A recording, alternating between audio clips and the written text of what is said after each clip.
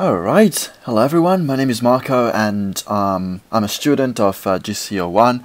This is the demo for the coursework, which is essentially a patient management system.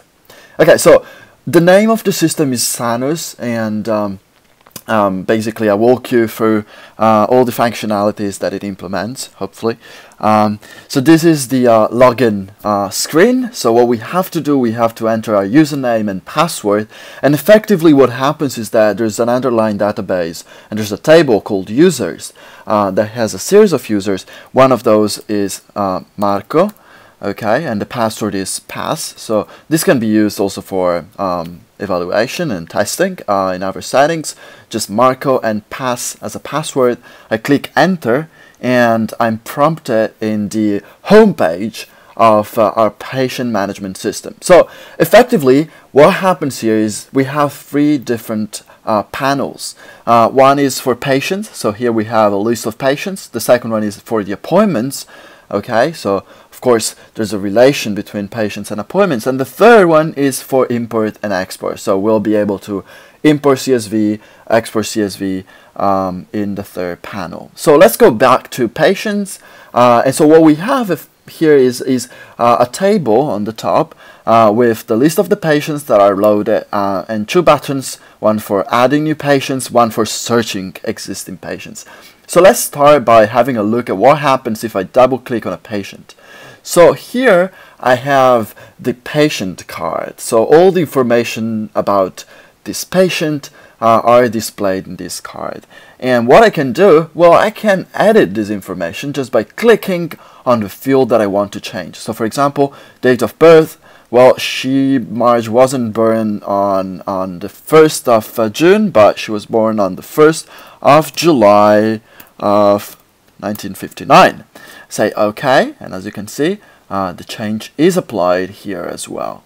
Now I can't change the name and the surname because people usually don't change that. But what I can see is that the date of birth is automatically updated also in the underlying table. Okay, so I won't need to reload the table manually. It's going to be done automatically. Now I also have a field that is called medical condition, and what I can do here, I can change the medical condition, but I can't write whatever I want. I can only choose a list of accepted medical conditions, and currently I have three. One is flu, cough, and sunburn. Now let's say that Marge got a very big sunburn, but she doesn't have a flu anymore. So I'll click sunburn, I say OK, and I can click here to access a page with all the information about sunburn. Now let's say that she doesn't have a sunburn anymore, but she has a flu or a cough. Say OK, I click here and I'm presented with the page for cough. Okay, so this is again automatically updated. And I also have the possibility to change her main picture just by clicking here and selecting the picture. We'll look at an example later on. Okay, so I can also access more pictures of Marge. Okay, just click on other photos. Okay, and this is a very sexy Marge. If I don't have a picture, I will have a question mark. I can upload up to 3 pictures, and if I want to change these pictures, I just click here and say change the picture with something else. Okay, so we'll add more pictures later on when I add a new patient, so we don't need to do it now. Now let's close this dialog box. So same thing for well, this is again Marge. Same thing for Bart. This is our beautiful Bart, and he's a terrible guy. As you can see, other photos. Well, we have a couple of other photos. We don't have 3, so we have the question mark there. Okay, let's close Bart now, and let's try to add a new patient. Okay, so the new patient, let's say, is Maggie. So Maggie is okay, Maggie, and then Simpson. Okay, and she was born, well, today is the 4th of December, so she was born on the 3rd of December 2015. Address, well, she's in Springfield. And the phone, she doesn't really have a phone, but we have to enter it because we have to enter some phones. All the fields have to be completed, by the way, okay? And she have a cough. She does not pay, and I don't have comments. Okay, let me select a pictures here. So I go to the desktop and I have a beautiful picture and I say add, and it's added, and there you go, and automatically the underlying table is updated.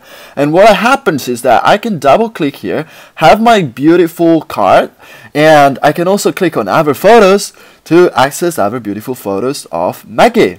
Okay, so here I can click on any of these kind of question marks, and I can go to the desktop and upload a different picture of Maggie. Oh, there you go. Beautiful. So that's it. I close and it's saved. Okay, so if I access again other photos, Maggie is still here. Now, and of course I can click here to access the page with an explanation of what CAF is about. Now, let's say Maggie, you know, she was born yesterday, but guess what? She decided that I'm not a very good doctor, so she decided to change doctor, and so she's not my patient anymore. So what I have to do is I have to delete Maggie from my table of patients. So what I do is I click on delete patient. I'm really sure. No, I'm not sure. Or am I? Yes, I am. Okay, so click yes, and Maggie is gone. There you go. Maggie's not here anymore. Now, what I want to do is, well, we'll look at search patients later on, but what I want to do is I want to schedule an appointment with Bart. Okay, so go to appointments, or appointments, by the way, has a strict relationship with patients. So, you know, every appointment needs to have a patient. Okay, so I can click on this first element here, which is for Bart Simpson, and I can change the time. Of course, she's coming at 2:30 now, and the date I leave it as this. But I want to add a new appointment. Now, I cannot choose whatever name of a patient I want because I have to choose existing patients. So currently I have two patients, one is Marge and one is Bart. Okay, so I'll choose Bart, or well, I'll choose Marge, and I'm gonna say that she's coming tomorrow at 11. So today is the 4th, right? 4th of December. So she's coming on the 5th of December 2015. Looking forward. Right, there you go, and I add it, and automatically the table with the appointments is updated. Okay, so usually people have only kind of different last names. Now, in this weird example, we have two with the same last name, but of course, if I double click, I will have the full name of the patient. Now, Bart is really a nasty guy, and he just told me he's not coming anymore.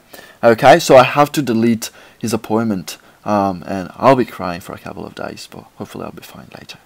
So now let's say something. Let's say that I kind of got a series of patients from a colleague of mine. He retired, and all his patients are now my patients. Now what I can do is I can manually add patients one after the other, but that would be very, very annoying. So what I have here is an import and export button. So I can import CSV files, and let me show you how our import CSV file looks like. Okay, so in this case what I have is I have two patients, and of course, like any CSV, I have to respect some rules, okay, some formatting that I defined. And so every time you import a CSV, you have to respect these rules.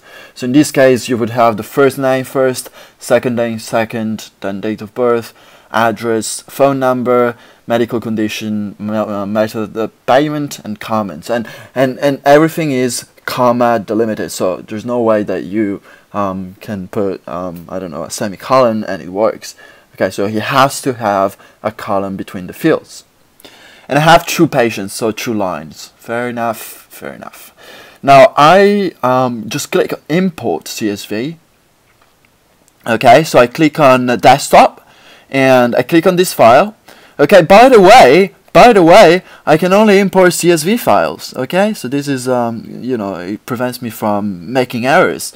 So I click on open, and hopefully it's working. So it will display 2 dialog boxes, 1 for each patient. There are 2 patients, so the first one is added, the second one is added, so that's great. So that means if I go back to patients, I will have 2 more patients. And there's Margin, Bart, but there's also Marco and Apu now. Now, of course, I have to add pictures to Marco and Apu. Now, I'm not sure I have pictures about me, but I'm pretty sure I have some pictures of Apu. Okay, so I have my question mark here. And I have to click on the question mark. I think the pictures are somewhere in my documents, and then in dev, and then in patient register, and then in Sanus, and then in IMG, and then in Apu. There you go. But by the way, the pictures can be whatever you want, and what happens is that it creates copies of that picture in our patient management system directory. So you don't need to care about that. And by the way, again, we select the file format, so only acceptable extensions will be accepted. So this is our beautiful Apu, but I didn't enter a medical condition in the CSV. So if I click here, I won't have any link. So I have to click on the medical condition, essentially, and select one of the acceptable medical conditions. So I say flu, fine, click here, I have the page about the flu. He's a funny guy, but he never pays. So I don't really like people who don't pay, so I will delete him from my register, and say yes. Now I have three patients, okay, and I want the list of patients who live in Springfield.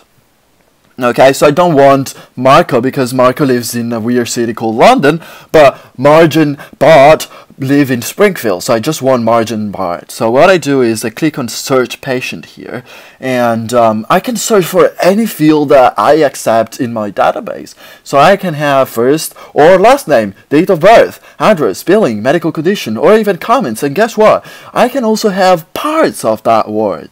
Okay, so if I want to look for spring, okay, and I guess the only thing that matches is Springfield, I click on search, and I have 2 entries. One is for Bart and one is for Marge.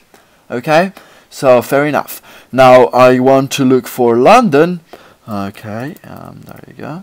And I will have Marco. Now I want to look for, I don't know, I want to look for Apu, and oh, nothing found. What happens? Oh yeah, I just deleted Apu, so that's the reason. But I want Marge. Okay, and Marge, here it is. So I can click on Marge and have the full length of information about Marge Simpson. Now, let me go back to the full list of patients, okay? So click on patients, I have the full list of patients. Oh, by the way, the search field, of course, works also for the appointments, but I can only look for name. So last name, date, or time of the appointment. Now, I go back to patient, and I figure out that I have 3 patients, and I want to export the list of patients that I have in my list. So I go here and I click on export CSV, okay, and I click on desktop and I say save, okay. So I say save. What happens is that the export has completed. That's great. So I click on OK, and I go on my desktop, and I see that there's a file called results. And if you go back in the video, that file just didn't exist a few minutes ago. So I click on results, and I have 3 lines, 1, 2, and 3. Okay. And that's pretty much it. And I have all the information that I want.